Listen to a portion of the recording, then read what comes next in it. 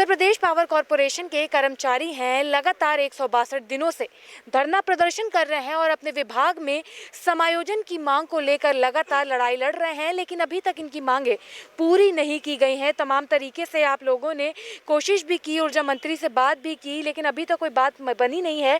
क्या लगता है कि बात पहुंची ही नहीं है या फिर जबरन आपकी मांगें पूरी नहीं की जा रही हैं?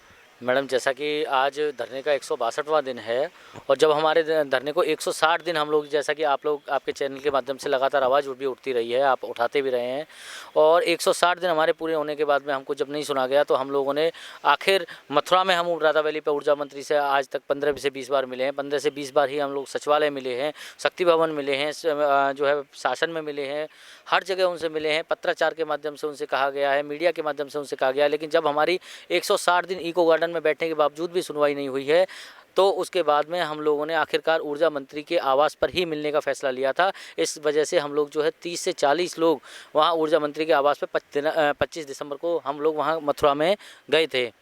राधा वैली पर उनका आवास है, वहाँ पे हम लोग बड़े शांतिपूर्ण ढंग से और लोकतांत्रिक ढंग से अपनी आवाज़ को कहने का प्रयास कर रहे थे। ऊर्जा मंत्री जी मथुरा में ही उपस्थित थे।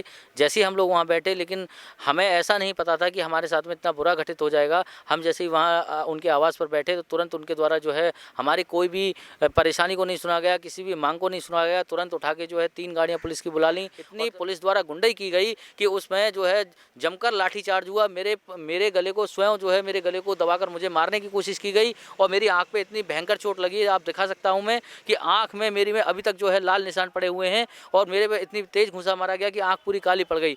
मेरे गले से अभी ठीक से बोला भी नहीं जा रहा है, पूरे दर्द हो रहा है। और हमारे साथी का जो है मोबाइल भी तोड़ दिया गया। हम लोगों में इतनी जो बुरी तरह से जो है लात घुसे मारे गए सब लोगों में, जबकि हमने सिर्फ इतना कहा था कि हम लोगों को जो है, हमें माननीय ऊर्जा मंत्री जी से कि हमारा बस ये है कि रिक्त पद पड़े हुए हैं, हम लोगों को सेवा में बहाल कर दीजिए। पहले भी आप लोग अपने आंदोलन को लेकर सड़कों पर उतरे थे, शांतिपूर्ण तरीके से अपनी बात सरकार तक पहुंचाने का प्रयास कर रहे थे।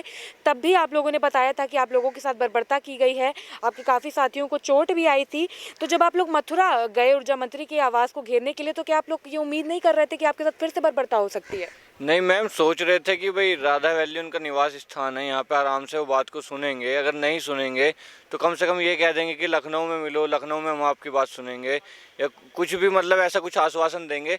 लेकिन उल्टा हुआ, वहाँ पे गए तो जैसे ही सुबह हम बैठे धरने पे, वो शांतिपूर्ण तरीके से धरना दे रहे थे, तो सुबह ही पुलिस प्रशासन के लोगों ने ऊर्जा मंत्री जी के कहने पे ये कहना शुरू कर दिया कि उठ रहे हो भाई, नहीं उठ रहे हो, या कोई केस वेस लगा दे तुम्हारे पे।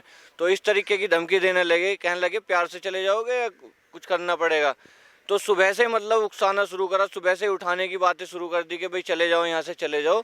जबकि संख्या में आप लोग वहाँ पहुँचे? हम लोग वहाँ पे जी 35 से 40 के लगभग में थे लोग, और हमारे साथ लेडीज भी थी। देश दीपक भाई की वाइफ थी और एक हमारे साथी और थे, उनकी भी वाइफ थी, बच्चे थे, 2 छोटे छोटे बच्चे थे, उनके साथ भी धक्का मुक्की हुई है। वहाँ शांतिपूर्ण तरीके से ही अपनी बात शांतिपूर्ण तरीके से बैठे हुए थे, फिर भी हमें वहाँ पे धरना नहीं दिया गया।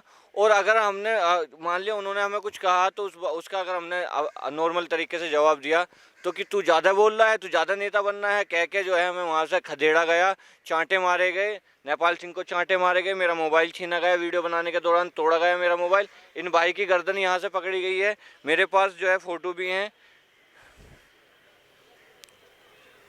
गर्दन पुलिस वालों के द्वारा पकड़ी गई है और 2-3 पुलिस वाले इन्हें जो है एक तरीके से ऐसा मान लो कि जैसे जान से मारने की कोशिश कर रहे हो।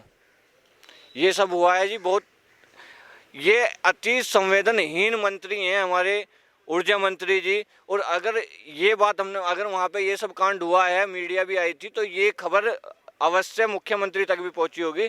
लेकिन हमारे साथ कोई भी किसी ने जो है सहानुभूति नहीं दिखाई है, किसी ने कोई पूछताछ हमारे से नहीं करी, किसी ने जो है उन पुलिस वालों के खिलाफ कोई कार्रवाई नहीं करी है, और हमारे से मिलने के लिए कोई नहीं आया है अभी तक। और उसके बाद जब हमें वहाँ से भगा दिया गया तो हम पुनः जो है लखनऊ वापस आ गए यहाँ पे।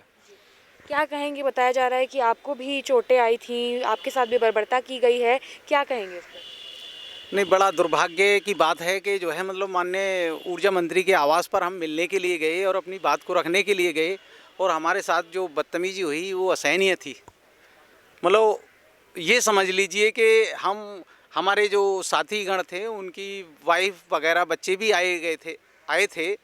लेकिन 10 सितंबर को हमने जब विधानसभा घेरी थी तब भी हमारे साथ यही बर्बरता की गई थी कि हमें जो है मतलब लात घूंसों से जो है मतलब हमारी सेवा की गई। मतलब बताइए, हम अपनी बात को हमारे जो मंत्री हैं, ऊर्जा मंत्री जी, उन तक पहुंचाने का प्रयास कर रहे हैं, उनको समझाने का प्रयास कर रहे हैं, तब भी जो है मतलब लात घूंसों से जो है हमारा स्वागत किया जाता है। बताइए कहाँ की जो है न्याय संगत है, बताइए कहाँ का कानून है कि आपसे यदि कोई वार्ता करने के लिए आए या आपके घर पे कोई वार्ता करने के लिए आए, आप उस पर लाठी घूंसे चलवाइए, ये कौन सी मतलब मानवता है? देखिए मैम, उम्मीद तो हमें पूरी है क्योंकि आचार संहिता लगने को है और योगी जी को अभी जनता से मिलने का भी ध्यान आ रहा है। अपनी रैलियां करवा रहे हैं, सभी क्षेत्रों में घूम रहे हैं, सभी संगठनों की बात सुन रहे हैं। तो हमें यही उम्मीद है कि शायद योगी जी को हमारा भी ध्यान आ जाए। आज हमारे धरने को 5.5 माह पूरे हो चुके हैं इको गार्डन में, और यहाँ तक हमने पूरी कोशिश की है उनके पास अपनी बात पहुँचाएँ, लेकिन वो तो मिल नहीं पाए। लेकिन उनके मंत्री हैं, कैबिनेट मंत्री हैं, उन सबसे मिले हैं हम, और माननीय ऊर्जा मंत्री ने उनसे मिलने की कोशिश की। उनके आवास पे गए, मथुरा गए, और विधानसभा में मिले, सचिवालय में मिले, लेकिन उनके द्वारा हमेशा सिर्फ आश्वासन ही दिया जाता है, और आश्वासन के नाम पर आज 0 है, यानी कोई प्रोग्रेस नहीं हुई है। और हमें उम्मीद है सिर्फ योगी जी से है। तो जैसा कि आपने देखा, हमने यूपीपीसीएल के कर्मचारियों से बात की है। इन लोगों को भी एक लंबा समय हो गया है धरना प्रदर्शन करते करते। 162 दिन का समय पूरा कर लिया है इन लोगों ने, लेकिन अभी तक सरकार की ओर से कोई भी इन तक नहीं आया है कि इनकी सुध ले सके। जिसके साथ ही शांतिपूर्ण तरीके से ये लोग धरने को आगे बढ़ा रहे थे, तब भी कोई बात नहीं बनी। तो इन लोगों ने मथुरा में जाकर जो ऊर्जा मंत्री हैं उनके आवास पर जाकर अपनी बात उन तक पहुँचाने का प्रयास किया, जहाँ पर इन कर्मचारियों के मुताबिक ये बताया जा रहा है कि वहाँ पर पुलिस प्रशासन द्वारा इन लोगों के साथ बर्बरता की गई, इन लोगों को चोटें भी आई।